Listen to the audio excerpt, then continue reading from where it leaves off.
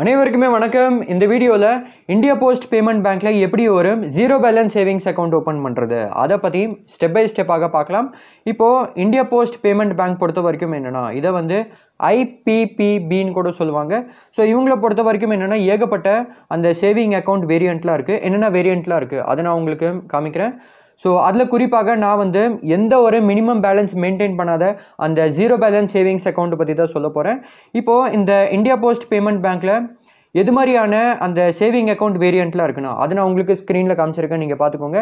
என்னென்ன வேரியண்ட்லாம் இருக்குன்னா regular savings account, basic savings account, premium savings account, digi smart savings account. So இதில் என்னென்னா அந்த டிஜி ஸ்மார்ட் சேவிங்ஸ் அக்கௌண்ட் இருக்கு இல்லையா, அந்த அக்கௌண்ட்டை தான் நம்ம ஆன்லைன் மூலியமாக ஓப்பன் பண்ண முடியும். அது மட்டும் இல்லாமல் அந்த அக்கௌண்ட்டு தான் வந்து எந்த ஒரு மினிமம் பேலன்ஸ் மெயின்டைன் பண்ணாத அந்த zero balance savings account. So அதனால் நான் உங்களுக்கு அந்த டிஜி ஸ்மார்ட் சேவிங்ஸ் அக்கௌண்ட்டை தான் ஓப்பன் பண்ணி காமிக்க போகிறேன் ஸ்டெப் பை ஸ்டெப்பாக. அது மட்டும் இல்லாமல் அந்த அக்கௌண்ட்லேயுமே என்னென்னா அந்த கேஒய்சி வந்து கம்ப்ளீட் பண்ணுற மாதிரி இருக்கும். தென் இந்த டிஜி ஸ்மார்ட் சேவிங்ஸ் அக்கௌண்ட் பொறுத்த வரைக்கும் என்னென்னா இதில் சில சார்ஜஸ் மற்றும் ஃபீஸ்லாம் இருக்குது. அது வந்து என்னது இப்போ நம்ம பார்க்கலாம்.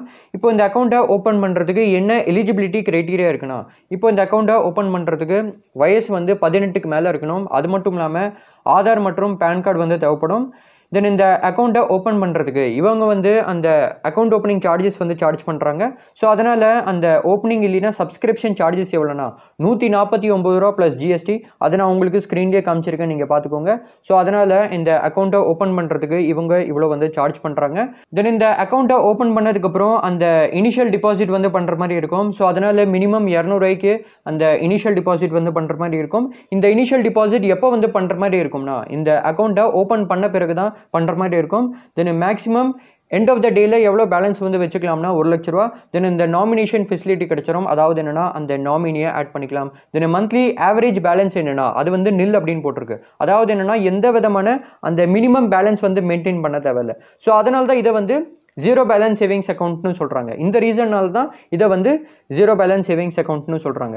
சப்போஸ் நீங்கள் எந்த விதமான மினிமம் பேலன்ஸ் மெயின்டைன் பண்ணலனா அந்த நான் மெயின்டெனன்ஸ் சார்ஜஸ் ஆன் எம்ஏபி அப்படின்னு போட்டிருக்கு இல்லையா, அதில் பார்த்தீங்கன்னா நாட் அப்ளிகபிள் அப்படின்னு தான் போட்டிருக்கு. அதாவது என்னென்னா சப்போஸ் நீங்கள் எந்த விதமான அந்த மினிமம் பேலன்ஸ் மெயின்டைன் பண்ணலனா அதுக்கு இவங்க எந்த விதமான அந்த சார்ஜஸ்லாம் வந்து சார்ஜ் பண்ண மாட்டாங்க. அடுத்ததாக இன்ட்ரெஸ்ட் ரேட் பற்றி சொல்லணும்னா 1 லட்ச ரூபா வரைக்கும் பேலன்ஸ் இருந்துச்சுன்னா அப்போ என்னென்னா ஒரு வருஷத்துக்கு அதாவது என்னென்னா பர் ஆனம்க்கு இவங்க 2% இன்ட்ரெஸ்ட் ரேட் வந்து தராங்க.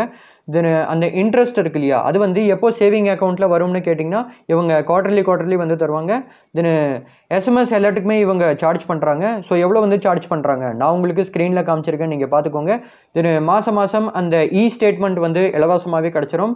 தென் சப்போஸ் உங்களுக்கு இந்த அக்கௌண்ட்டை வந்து ஃப்யூச்சரில் சப்போஸ் க்ளோஸ் பண்ணணும்னா இவங்க வந்து அந்த அக்கௌண்ட்டு க்ளோசர் சார்ஜஸ் வந்து சார்ஜ் பண்ணுறாங்க. ஸோ அது வந்து எவ்வளோனா 150 ரூபா. அதுவுமே நான் உங்களுக்கு ஸ்க்ரீனில் காமிச்சிருக்கேன், நீங்கள் பார்த்துக்கோங்க.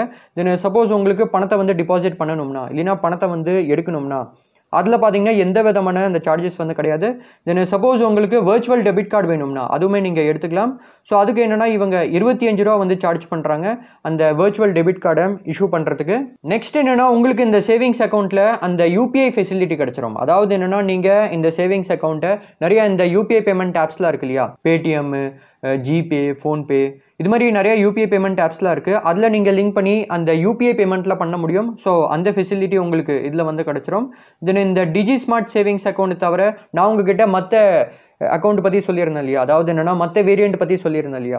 ஸோ அந்த வேரியண்ட் சப்போஸ் உங்களுக்கு ஓப்பன் பண்ணணும்னா நீங்கள் இந்தியா போஸ்ட் பேமெண்ட் பேங்க்கோடைய பிரான்ச்சில் போய் தான் பண்ண முடியும்.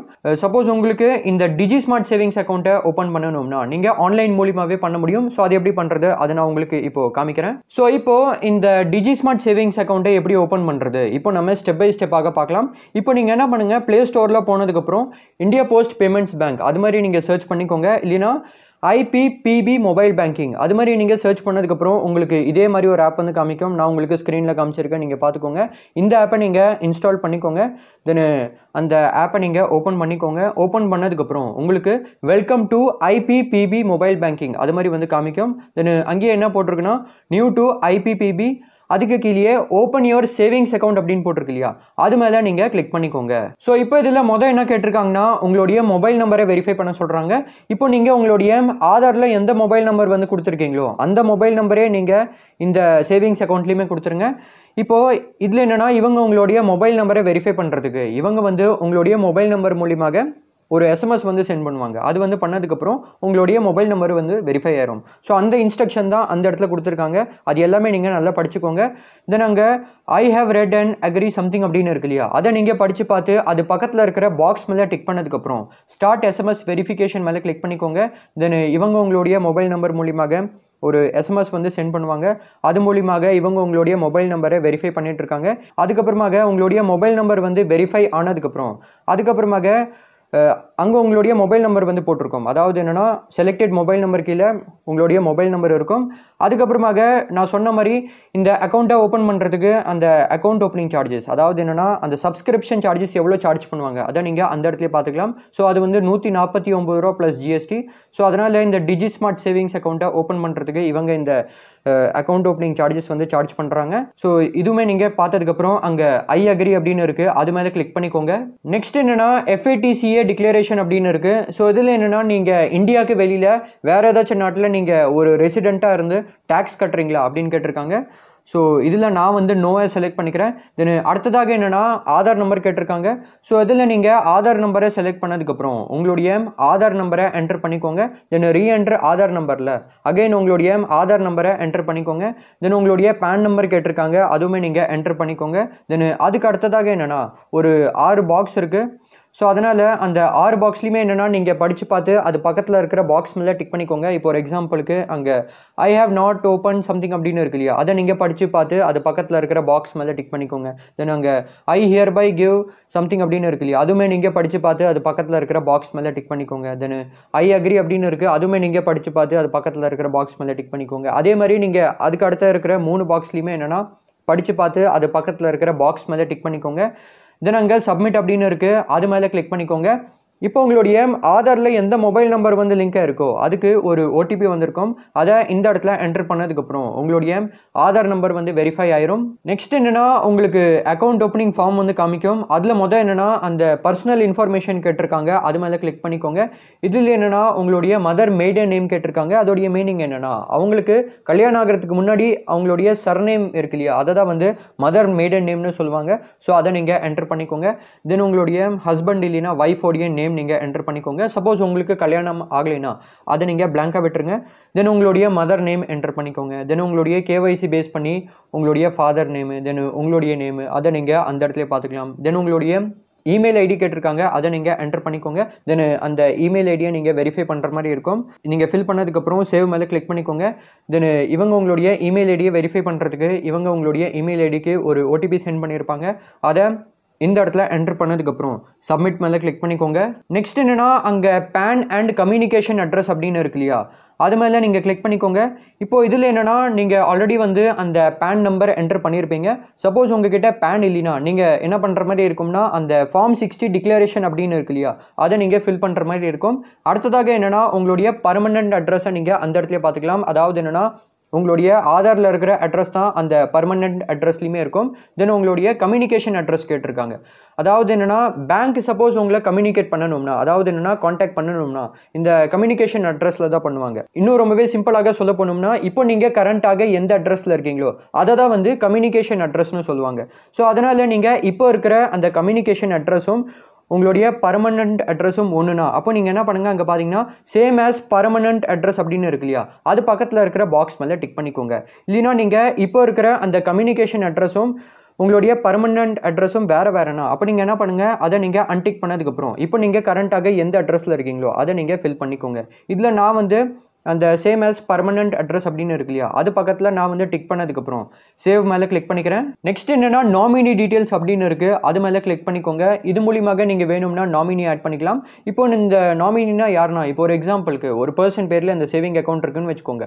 அந்த பர்சன் சப்போஸ் தப்பாக எடுத்துக்காதீங்க இறந்து போயிட்டாங்கன்னா அந்த பர்சன் யாரை வந்து நாமினியாக ஆட் பண்ணி வச்சுருக்காங்களோ அந்த பர்சனுடைய பணம் எல்லாமே அவங்களுடைய நாமினிக்கு போயிடும். ஸோ அதனால தான் நாமினி ஆட் பண்ணுறது ஒரு முக்கியமான ஸ்டெப்னே சொல்லலாம்.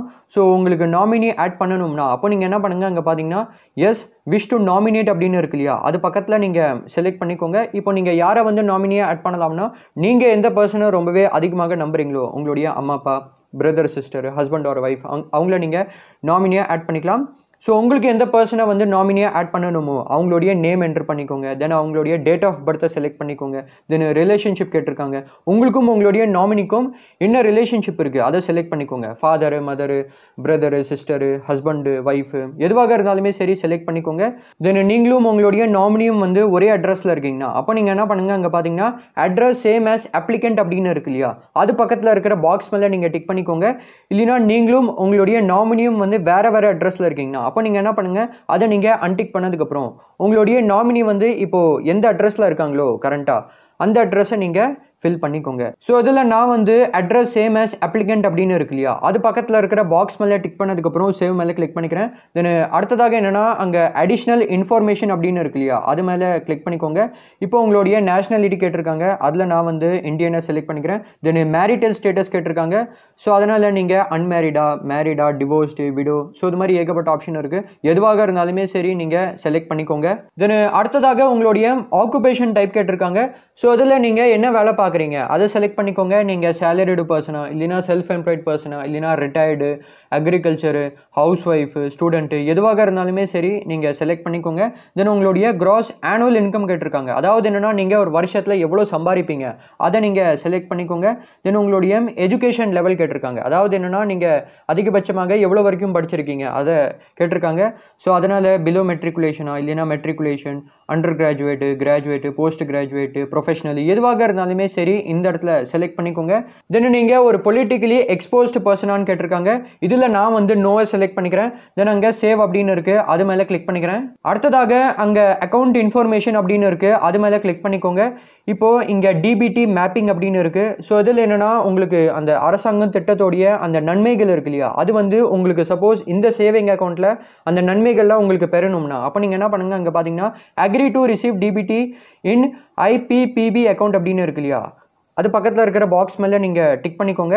இல்லைனா சப்போஸ் நீங்கள் ஆல்ரெடி வந்து உங்களுடைய வேறு ஏதாச்சும் ஒரு அக்கௌண்ட்டில் அந்த டிபிடி மேப்பிங்கை செட் பண்ணியிருக்கீங்கன்னா தென் அது சப்போஸ் உங்களுக்கு சேஞ்ச் பண்ணி இந்த அக்கௌண்ட்டில் அந்த டிபிடி மேப்பிங்கை உங்களுக்கு சேஞ்ச் பண்ணணும்னா அப்போ நீங்கள் என்ன பண்ணுங்கள், அங்கே பார்த்தீங்கன்னா change DBT mapping to IPPB account அப்படின்னு இருக்கு இல்லையா, அது பக்கத்தில் இருக்கிற பாக்ஸ் மேலே நீங்கள் டிக் பண்ணிக்கோங்க. இல்லைனா உங்களுக்கு அந்த டிபிடி மேப்பிங்கை சேஞ்ச் பண்ண வேணாம்னா அப்போ நீங்கள் என்ன பண்ணுங்கள், no I don't want to change DBT mapping அப்படின்னு இருக்கு இல்லையா, அது பக்கத்தில் இருக்கிற பாக்ஸ் மேலே நீங்கள் டிக் பண்ணிக்கோங்க. இல்லைனா உங்களுக்கு இந்த டிபிடியே வேணாம்னா அப்போ நீங்கள் என்ன பண்ணுங்கள், அங்கே பார்த்தீங்கன்னா no I don't want to receive DBT அப்படின்னு இருக்கு இல்லையா, அது பக்கத்தில் இருக்கிற பாக்ஸ் மேலே டிக் பண்ணிக்கோங்க. ஸோ நான் வந்து கடைசி ஆப்ஷனை செலக்ட் பண்ணிக்கிறேன். தென் அங்கே சேவ் அப்படின்னு இருக்குது, அது மேலே கிளிக் பண்ணிக்கிறேன். ஸோ இப்போது இந்த அக்கௌண்ட் ஓப்பனிங் ஃபார்மில் இருக்கிற எல்லா ஸ்டெப்புமே நீங்கள் ஃபில் பண்ணதுக்கப்புறம் கீழே கண்டினியூ அப்படின்னு இருக்குது, அது மேலே கிளிக் பண்ணிக்கோங்க. இப்போது நீங்கள் ஃபில் பண்ண அந்த இன்ஃபர்மேஷன் எல்லாமே நீங்கள் இந்த இடத்துல பார்த்துக்கலாம். ஸோ இது எல்லாமே நீங்கள் ஒரு வாட்டி நல்லா செக் பண்ணிக்கோங்க. செக் பண்ணதுக்கப்புறம் அங்கே subscription charges of 175.82 is applicable for opening Digi smart savings account அப்படின்னு இருக்கு இல்லையா, அதை நீங்கள் நல்லா படித்து பார்த்து அது பக்கத்தில் இருக்கிற பாக்ஸ் மேலே டிக் பண்ணிக்கோங்க. தென் அடுத்ததாக அங்கே டேர்ம்ஸ் அண்ட் கண்டிஷன்ஸ் அப்படின்னு இருக்குது, அதுவுமே நீங்கள் நல்லா படித்து பார்த்ததுக்கப்புறம் அது பக்கத்தில் இருக்கிற பாக்ஸ் மேலே டிக் பண்ணிக்கோங்க. தென் அங்கே கன்ஃபார்ம் அப்படின்னு இருக்குது, அது மேலே கிளிக் பண்ணிக்கோங்க. அடுத்ததாக உங்களுக்கு பிடிச்ச ஒரு எம்பினை வந்து செட் பண்ண சொல்கிறாங்க. இப்போது எதுக்கு வந்து இந்த எம்பினை செட் பண்ண சொல்கிறாங்கன்னா, ஏன்னா நீங்கள் இவங்களுடைய அப்ளிகேஷனில் லாகின் ஆகும்போது அந்த எம்பின் வந்து கேட்கும், அதை நீங்கள் கரெக்டாக போட்டால் தான் நீங்கள் இவங்களுடைய அப்ளிகேஷனில் வந்து லாகின் ஆக முடியும். ஸோ அதனால் உங்களுக்கு பிடிச்ச ஒரு எம்பினை நீங்கள் அந்த இடத்துல போட்டுக்கோங்க. தென் ரீஎன்டர் எம்பின்ல அதே எம்பினை போட்டதுக்கப்புறம் அங்கே செட் எம்பின் அப்படின்னு இருக்குது, அது மேலே கிளிக் பண்ணிக்கோங்க. அடுத்ததாக என்னென்னா அந்த செக்யூரிட்டி கொஷின் வந்து ஆட் பண்ண சொல்கிறாங்க. ஸோ அது வந்து எதுக்கு கேட்குறாங்கன்னா, சப்போஸ் நீங்கள் அந்த எம்பினை மறந்துட்டீங்கன்னு வச்சுக்கோங்க, அதுக்கப்புறமாக நீங்கள் அந்த எம்பினை ரீசெட் பண்ணும்போது நீங்கள் ஆட் பண்ண அந்த செக்யூரிட்டி கொஷின்லாம் வந்து கேட்பாங்க. அதுக்கு நீங்கள் கரெக்டாக பதில் சொன்னதுக்கப்புறம் அந்த எம்பினை நீங்கள் ரீசெட் பண்ணிக்கலாம். ஸோ அதுக்கு தான் இந்த செக்யூரிட்டி கொஷினை வந்து ஆட் பண்ண சொல்கிறாங்க. ஸோ அதனால் நீங்கள் பார்த்தீங்கன்னா 4 கேள்வி கேட்டிருக்காங்க. ஸோ உங்களுக்கு பிடிச்ச கேள்வியை நீங்கள் செலக்ட் பண்ணதுக்கப்புறம் உங்களுக்கு பிடிச்ச பதில் நீங்கள் சொல்லிக்கோங்க, அதில் என்டர் பண்ணிக்கோங்க. வேணும்னா நீங்கள் இந்த ஸ்டெப்பை வந்து ஸ்கிப் பண்ணிக்கலாம். எப்படி நீங்கள் பண்ணலாம்னா அங்கே பார்த்தீங்கன்னா ஸ்கிப் அண்ட் ப்ரொசீட் அப்படின்னு இருக்கு இல்லையா, அது மேலே கிளிக் பண்ணி நீங்கள் வேணும்னா இந்த ஸ்டெப்பை நீங்கள் ஸ்கிப் பண்ணிக்கலாம். இப்போது இந்த 4 கொஷனுக்குமே பதில் சொன்னதுக்கப்புறம், அதாவது என்னென்னா அந்த ஆன்சரை என்டர் பண்ணதுக்கப்புறம் அங்கே சப்மிட் அப்படின்னு இருக்குது, அது மேலே கிளிக் பண்ணிக்கோங்க. தென் அடுத்ததாக என்னென்னா இவங்க உங்களுடைய மொபைல் நம்பருக்கு ஒரு ஓடிபி சென்ட் பண்ணுவாங்க. அதை நீங்கள் அந்த இடத்துல என்டர் பண்ணதுக்கப்புறம் இதில் என்னென்னா உங்களுடைய அக்கௌண்ட் வந்து ஓப்பன் ஆயிரும். அங்கேயே என்னென்னா அக்கௌண்ட் ஓப்பன்டு சக்ஸஸ்ஃபுல்லி அது மாதிரி வந்து போட்டிருக்கு. இதில் என்னென்னா நீங்கள் உங்களுடைய அந்த customer name, customer ID, account number எல்லாமே நீங்கள் அந்த இடத்துல பார்த்துக்கலாம். தென் அது மட்டும் இல்லாமல் உங்களுடைய அந்த அக்கௌண்ட் டீட்டெயில்ஸ் இருக்கு இல்லையா, அது வந்து இவங்க உங்களுடைய மொபைல் நம்பர் மற்றும் இமெயில் ஐடிக்கு சென்ட் பண்ணுவாங்க. அதை நீங்கள் வேணும்னா செக் பண்ணிக்கோங்க. தென் அதுலேயும் என்னென்னா கீழே அங்கே ஆட் அப்படின்னு இருக்குது. அது மூலியமாக நீங்கள் வேணும்னா அந்த பணத்தை ஆட் பண்ணிக்கலாம். தென் அங்கே லாகின் அப்படின்னு இருக்குது. அது மேலே கிளிக் பண்ணதுக்கப்புறம் இப்போ உங்களுடைய இந்த சேவிங் அக்கௌண்ட்டில் எவ்வளோ பணம் இருக்குது அதை நீங்கள் அந்த சேவிங்ஸ் அப்படின்னு இருக்கு இல்லையா டாப்பில், அதுக்கு கீழே நீங்கள் தெரிஞ்சுக்கலாம். தென் அங்கே ஃபண்ட் ட்ரான்ஸ்ஃபர் அப்படின்னு இருக்குது. அது மூலியமாக நீங்கள் வேணும்னா பணத்தை வந்து ட்ரான்ஸ்ஃபர் பண்ணிக்கலாம். தென் இதில் என்னென்னா உங்களுக்கு அந்த யூபிஐ சர்வீசஸில் கிடச்சிரும். அங்கே பார்த்தீங்கன்னா யூபிஐ ஃபெசிலிட்டியில் இருக்குது. ஸோ இது மூலியமாக நீங்கள் யூபிஐ மூலியமாக பணத்தை வந்து அனுப்பிக்கலாம், இல்லைனா பணத்தை வந்து பெற முடியும். தென் அங்கே பார்த்தீங்கன்னா மை சர்வீசஸ் அப்படின்னு இருக்குது. அதில் அங்கே டெபிட் கார்டு அப்படின்னு இருக்குது. ஸோ அதில் நீங்கள் போனதுக்கப்புறம் உங்களுடைய அந்த டெபிட் கார்டை பார்த்துக்கலாம். அதாவது என்னென்னா அந்த வர்ச்சுவல் டெபிட் கார்டு இருக்கு இல்லையா, அதை நீங்கள் வேணும்னா பார்த்துக்கலாம். நெக்ஸ்ட் என்னென்னா நீங்கள் உங்களுடைய இந்த சேவிங் அக்கௌண்ட்டில் கேஒய்சி வந்து கம்ப்ளீட் பண்ணுற மாதிரி இருக்கும். இப்போ கேஒய்சி எப்படி கம்ப்ளீட் பண்ணலாம்னா நீங்கள் உங்களுடைய நியரஸ்ட் போஸ்ட் ஆஃபீஸில் போயிட்டு அங்கே தான் வந்து அந்த இந்தியா போஸ்ட் பேமெண்ட்ஸ் பேங்க் இருக்கும். ஸோ அங்கே போயிட்டு நீங்கள் கேஒய்சி வந்து கம்ப்ளீட் பண்ணலாம். இப்போ கேஒய்சி கம்ப்ளீட் பண்ணுறதுக்கு அவங்க என்னெல்லாம் கேட்பாங்கன்னா உங்களுடைய ஒரிஜினல் பேனு, ஒரிஜினல் ஆதார் அது வந்து காமிக்க சொல்லுவாங்க. ஸோ அவங்க மூலியமாக நீங்கள் கேஒய்சி வந்து கம்ப்ளீட் பண்ணலாம். ஸோ சிம்பிளாக சொல்ல போனோம்னா நீங்கள் போஸ்ட் ஆஃபீஸ் மூலியமாகவே கேஒய்சி வந்து கம்ப்ளீட் பண்ணலாம்.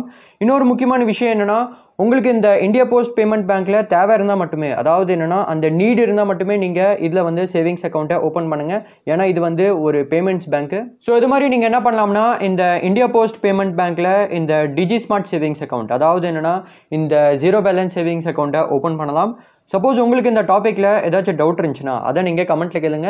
தென் உங்களுக்கு இந்த வீடியோ பிடிச்சிருக்குன்னா லைக் பண்ணி இந்த சேனலை சப்ஸ்கிரைப் பண்ணிக்கோங்க. தென் சப்போஸ் உங்களுக்கு ஏதாச்சும் ஒரு ப்ரைவேட் பேங்க்கில் வந்து ஜீரோ பேலன்ஸ் சேவிங்ஸ் அக்கௌண்ட்டை ஓப்பன் பண்ணணும்னா அப்போ நீங்கள் என்ன பண்ணிக்கலாம்னா உங்களுக்கு வேணும்னா நீங்கள் இந்த கோடக் மஹிந்திரா பேங்க்கில் ஒரு ஜீரோ பேலன்ஸ் சேவிங்ஸ் அக்கௌண்ட்டை ஓப்பன் பண்ணிக்கலாம். ஸோ அது எப்படி பண்ணுறது அது உங்களுக்கு தெரிஞ்சுக்கணும்னா இந்த வீடியோவில் சொல்லியிருக்கேன், வேணும்னா நீங்கள் பார்த்துக்கோங்க. நான் உங்களை நெக்ஸ்ட் வீடியோவில் பார்க்குறேன். தேங்க்யூ ஃபார் வாட்சிங் திஸ் வீடியோ.